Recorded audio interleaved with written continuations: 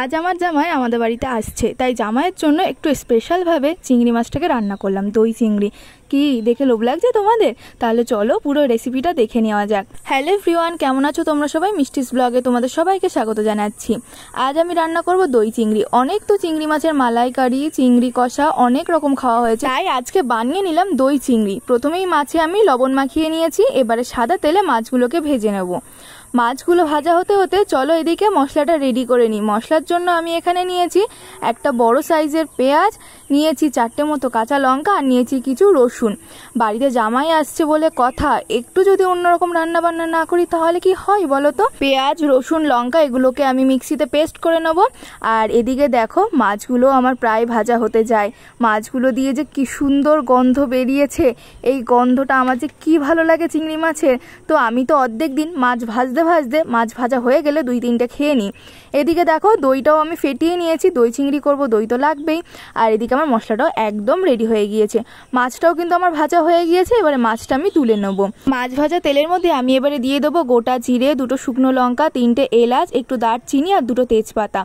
ফোড়নটা ভালো করে ভেজে নিয়ে এর মধ্যে আমি দিয়ে দেবো বেটে রাখা মশলাটা, পেঁয়াজ, রসুন আর কাঁচা লঙ্কা। এবারে আমি এর মধ্যে দিয়ে দেবো কিছুটা মশলা ধোয়া জল। আর এবারে আমি দিয়ে দিচ্ছি এর মধ্যে একে একে স্বাদ মতো লবণ, তারপরে দিয়ে দিলাম 1.5 চামচ মতো জিরের গুঁড়ো, 1 চামচ মতো ধনের গুঁড়ো আর 1.5 চামচ মতো চিনি। এবারে মশলাটাকে খুব তাড়াতাড়ি কষিয়ে নিতে হবে। তাড়াতাড়ি রান্নাটা আমাকে শেষ করতে হবে। ফোন করেছে যে ওরা বনগাঁতে নেমে গিয়েছে, এক্ষুনি চলে আসবে। আর এই দই চিংড়িটা না খুব তাড়াতাড়ি হয়ে যায়, তোমরা অবশ্যই বাড়িতে একবার ট্রাই করো। এবারে আমি এর মধ্যে দিয়ে দিলাম 1 চামচ মতো কাশ্মীরি লঙ্কার গুঁড়ো, যাতে কালারটা খুব সুন্দর আসে। মশলাটা খুব ভালো করে কষাতে হবে, আমি ওই জন্য ঢাকনা দিয়ে দিলাম। ঢাকনা দিয়ে আমি ভালো করে কষিয়ে নেবো। মশলার গা থেকে কিন্তু তেল ছেড়ে এসছে।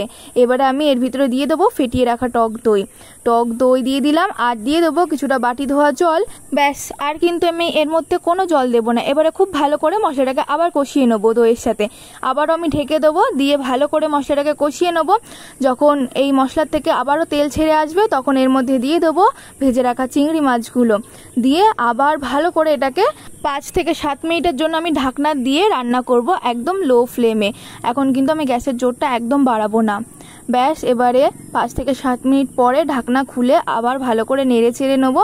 আমি কিন্তু আর জল দেবো না, কারণ এই রান্নাটা একদম মাখামাখা হবে। কি দারুণ লাগছে, গন্ধটাও সেই বেরিয়েছে। এই দেখো রান্না এখনো শেষ হয়নি, জামাই চলে এসেই একদম কড়াইতে উকি মারা শুরু করে দিয়েছে।